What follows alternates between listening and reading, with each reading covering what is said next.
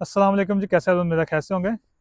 और जी बहुत सारे लोग मैसेज करते हैं जी, एम्बेसी में इंटरव्यू होगा कि नहीं होगा, अगर होगा तो क्या क्वेश्चन होंगे और क्या आंसर होंगे। तो इंशाल्लाह जी इस वीडियो में आपको मैं बताऊंगा कि एम्बेसी के अंदर कौन सा इंटरव्यू होता है, अगर आपसे वो क्वेश्चन करते हैं तो हमें क्या आंसर देने हैं। ठीक है। और बहुत सारे लोग में ऐसे ऐसे कि वो डरते बहुत है इस चीज़ से कि पता नहीं जी हम एम्बेसी में जाएंगे तो हमसे कौन सी बात पूछ ली जाएगी या क्या वो कहेंगे। तो डरने की कोई ज़रूरत नहीं होती। ये कौन सा कोई विजिट वीज़ा अप्लाई कर रहे हैं, उसमें ज़्यादातर क्वेश्चन आंसर होते हैं जो विजिट वीज़ा होता है। वर्क परमिट में ज़्यादा क्वेश्चन आंसर नहीं होते। बेसिकली ये क्योंकि उनको पता होता है कि वर्क परमिट के लिए जा रहे हैं, वहाँ पे काम करने के लिए जा रहे हैं, लेकिन विजिट वीज़ा के लिए वो ज़्यादा क्वेश्चन करते हैं आप लोगों से, वो डिफरेंट क्वेश्चन होते हैं। ठीक है। लेकिन वर्क परमिट के लिए बहुत कम चांसेस होते हैं कि आपका इंटरव्यू वहाँ पे हो। लेकिन आपने तैयारी हमेशा करके जानी होती है एम्बेसी के अंदर। एजेंट चाहे कहे चाहे ना कहे, वो कहे जी इंटरव्यू नहीं होता अपना वर्क परमिट सेल करने के लिए, तो आपने उसकी बात पे गौर नहीं करनी। आपने फिर भी तैयारी करके जानी है अपनी। मैं मस्कत में था, ठीक है, और मैंने अपना वर्क परमिट पोलैंड से लिया, फिर हम सऊदी के एम्बेसी भी गया और मैं अपनी तैयारी करके गया था कि मेरा इंटरव्यू हो सकता है वहाँ पे।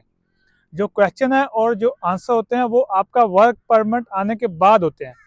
आपने बाद में तैयारी करनी होती, पहले नहीं तैयारी करनी होती, वो ना पहले तैयारी होती है उन चीज़ों की। ठीक है। तो कोई बंदा भी मतलब ये ना कहे जी हमें अभी से बता दें, अभी वर्क परमिट अप्लाई किया नहीं है जी, हमें कौन से क्वेश्चन हो गए, कौन से आंसर हो गए, हम फेल हो गए, तो क्या वहाँ पे फेल नहीं होना। मतलब क्वेश्चन जो होते हैं वो एक नॉर्मल से क्वेश्चन है जो आम बंदे को पता होता है। जब आपका वर्क परमिट आता है तो आपको उसकी तैयारी करवाई जाती है। आपके वर्क परमिट के मतलब आपकी जॉब के मतलब कुछ पूछ सकते हैं वो लोग आपसे। ठीक है। तो बिल्कुल आसान क्वेश्चन होते हैं और ईजी होते हैं। उनका जो आंसर होता है वो भी ईजी होता है। ठीक है। तो क्वेश्चन ज़्यादा ये होते हैं, एक तो आपकी सैलरी पूछेंगे कि आपको पता है आपकी सैलरी कितनी है वहाँ पे। फर्स्ट जो क्वेश्चन पूछ सकते हैं आपसे।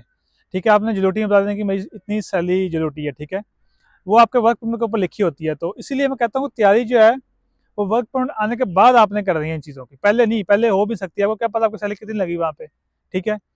उसके बाद वो ये पूछ सकते हैं कि आपने वर्क परमिट कहाँ से लिया।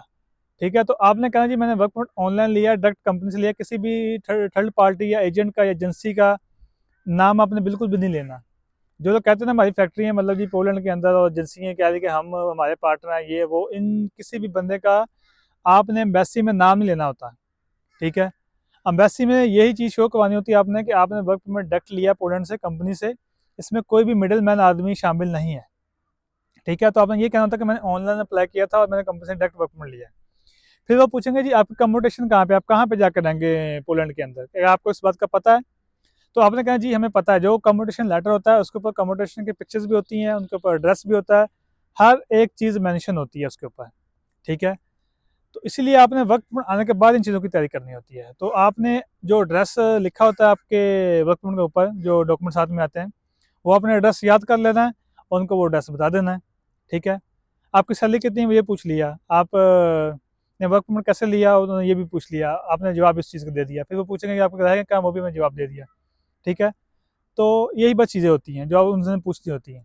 बाकी वो पिछली कंपनी कुछ पूछ सकते हैं, वहाँ पे क्या काम करते हैं, तो आप बता दें कि आपका क्या प्रोफेशन है वहाँ पे, बस यही।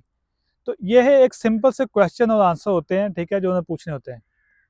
ठीक है। इसके अलावा कोई इतना कोई बड़े आंसर नहीं होता कि बंदों को जवाब ना उस चीज़ का आए। ठीक है। वो जो आपका काम है, मतलब जो आपका वर्क परमिट है, जो कंपनी की डिटेल है, उसी के बारे में आपसे पूछेंगे, उसके अलावा वो कुछ नहीं पूछते। ठीक है। तो ये बिल्कुल ईजी और आसान इंटरव्यू होता है अगर हो भी तो। लेकिन ज़्यादातर पोलैंड की जो एम्बेसीज हैं उनमें रश बहुत ज़्यादा होता है। तो वो आपके जो डॉक्यूमेंट होते हैं वो रख लेते हैं और कहते हैं 14 दिन बाद आप आइएगा, उसके बाद आपको फिर जवाब मिल जाएगा। बेसिकली मेरे साथ भी ऐसा ही सेम हुआ था। मैं जब गया था इंटरव्यू की तैयारी करके गया था, लेकिन मेरा इंटरव्यू नहीं हुआ। मैंने वहाँ पे अपनी फ़ाइल जमा करवाई, उन्होंने मेरे डॉक्यूमेंट देख के उस वक्त कहा कि ये लें आपकी रसीद, आप जाएँ और 14 दिन बाद आपके 50,000 ले जाइएगा। ठीक है। मैंने अपने प्रॉपर डॉक्यूमेंटेशन सारे लगाए हुए थे। आपके जो डॉक्यूमेंट हैं वही सब कुछ बता देते हैं उनको। ठीक है। तो आपको इंटरव्यू देने की ज़रूरत नहीं पड़ती है, उनको लेने की ज़रूरत नहीं पड़ती है। आपका जो फाइल आप सबमिट करते हैं उसमें ए टू जेड आपकी डिटेल होती है। आप क्या काम कर रहे हैं, आप किस काम पे जाएंगे, कहाँ रहेंगे। ठीक है। उसमें कंपनी गारंटी लेटर भी सेंड करती है कि जब इस बंदे का कॉन्ट्रैक्ट पूरा हो जाएगा तो ये वापस भी चला जाएगा, हम इसकी गारंटी लेते हैं। मतलब हर एक चीज़ की कंपनी गारंटी ले रही होती है। तो इसलिए आपकी जो फाइल होती है, आपके डॉक्यूमेंट अगर कंप्लीट हैं तो आपके फुल चांसेस होते हैं वीज़ा लगने के। ठीक है। तो आपने इंटरव्यू से कभी नहीं घबराना या परेशान नहीं होना, ये बिल्कुल ईजी सा होता है। तो कोई इसमें इशू नहीं होता। ठीक है। हो सकता है ना भी हो, तो इसमें कोई इशू वाली बात नहीं है। अपनी आप फाइल स्ट्रॉन्ग कर रखें, अपनी मतलब डॉक्यूमेंट कंप्लीट हो, वो जमा करवाएं एम्बेसी के अंदर। ठीक है। और इंशाल्लाह आपका वीज़ा जो लग जाएगा। तो आपको समझ आ गया कि जो इंटरव्यू की तैयारी होती है वो हमेशा वर्क परमिट आने के बाद तैयारी होती है, ठीक है।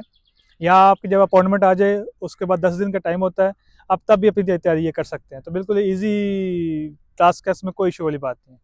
तो आप अपनी तैयारी करें और आप इंटरव्यू एम्बेसी में जाएँ। अगर आपका डॉक्यूमेंटेशन कंप्लीट है, आपके डॉक्यूमेंट ही उनको हर चीज़ बता देते हैं, तो आपको फिर वीज़ा लगने के चांसेस बहुत ज़्यादा बढ़ जाते हैं। तो अगर आपको ये वीडियो अच्छी लगी हो तो इस वीडियो को लाइक करें, शेयर करें, चैनल को सब्सक्राइब कर लें। मिलते हैं इंशाल्लाह अगली वीडियो में, तब तक के लिए अल्लाह हाफ़िज़।